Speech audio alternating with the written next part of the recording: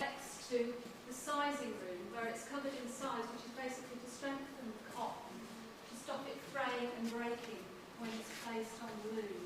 Alan, do you want to say something about the architectural aspects of the loom? Yes. The building we're standing in, as we've said, is called the cotton mill.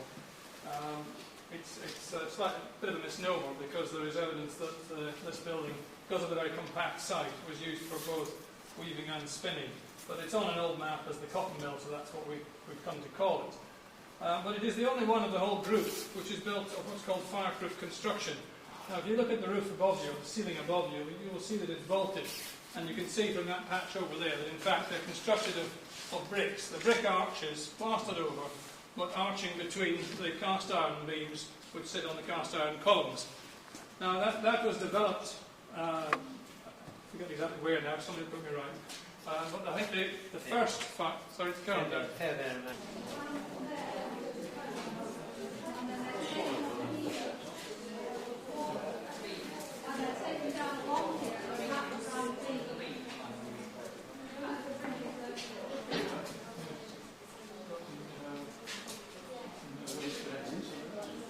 If you come round to the other side, you get a better idea of what happens when it is.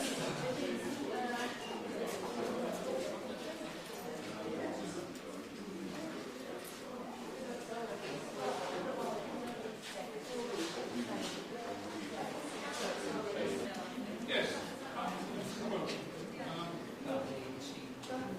The building we're standing in, we've said before, is called the cotton mill. It's 5 stories high and was built in the 1860s. But long before that, in the 1790s, when Daniel Stafford, I remember rightly, was the man who leased this land and built the first mill, as far as we know, on the site. He was then also operating the corn mill at the other end of the new mills, at far end of the high street, near what is now Woodside Gange, and the old Salem mill. There was a corn mill there. But he started this enterprise going in the 1790s. And his powerhouse, as it were, the generating section of the whole mill, was in the basement of this mill, where there were 2 wheel pits created for 2 water wheels in an area something like a quarter of this floor area over in that corner. And that area, I don't go down there today, it's far too difficult to access, but that area was the original powerhouse for this milling floors above. In addition to that, there was the 1790s building, which is now called the Old Mill, and now they pointed out the building of the Ferns, nearest the river, for which we'll get a view later. But that's because of its position, its elevation above the river, and its detached position from this building suggests that it never had water power drives taken to it. It was always a hand loom building. So we had the hand loom phase in conjunction with the water power phase on this particular site and an expansion from that. But largely what we've got now, of course, is the 1860s structures still here intact and still in use, with the notable exception of that rather grotty asbestos-roofed building through the windows there, which is the 1950s weaving shed, which was added on, and part of... Are we going in there? No, we're staying in the... There's too much machinery in the weaving shed below us and in that part. It's rather tight for taking people around. Oh no, we are in the weaving, sorry. We're on this bit? Yeah, sorry. they're below us, the next Right. stop is Okay, well, the new building is simply an extension of the floor below. And it's the one bit of the whole complex which I think everyone will be happy to see demolished, because it's entirely modern. Weaving sheds, very quick look. Coming out of the weaving sheds.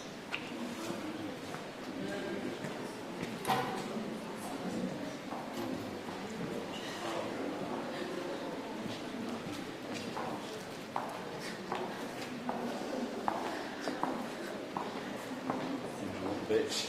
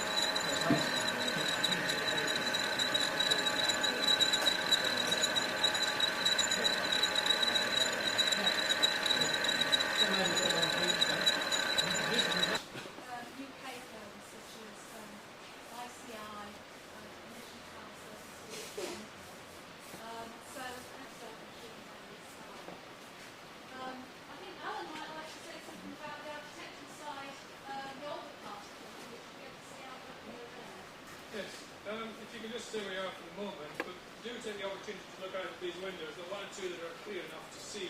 You will look down on the weir, which at the moment is roaring with very dirty water because of all the rain we've had. It's flowing very well. You can't see, unfortunately, from here, but to the right of the weir, against the buildings, is where the sluice gate and the head race of the water channels still exists. The head race has been filled in, unfortunately, but it can be reopened again quite easily. And from it, the water channel split into two. You will see below you the roof of the modern 1950s weaving shed that we've just come up from. The channels then split into two that went into the basement of this building where the two water wheels in the wheel pits used to be. From them and from the steam engine which was built between them and in which they ran in tandem from time to time, depending on the water flow, the power was brought up on a series of vertical shafts, or one vertical shaft. That massive bearing set in the wall there is where the vertical shaft came up from the floors, from the very basement to this level. There was then a transverse shaft to 5 positions, including the middle one, from which line shafting went right down the building, which drove all the looms on the different floors. There were similar bearings on floors below. I think some still exist, but not in all cases. If I remember rightly, Robert Heim told us the other day that even when he came here and was working as a child in this building, on 3 floors there were 270 looms, 90 on a floor. I think those are the figures he gave us, weren't they? That doesn't mean to say there was necessarily one person to every loom, but there was something like an equivalent number working in the mill overall. Yes, yeah. Perhaps a team looking after half a dozen looms. But it gives you some idea of the activity that must have been going on here. So have a look at the weir. You'll see, you'll just have to accept that the channels went under to this building, to the powerhouse in the basement. The power came up on vertical shafts and then horizontal shafts to power all the looms. I assume there, yes. So, very thanks. It's been wonderful. So many people expressed interest.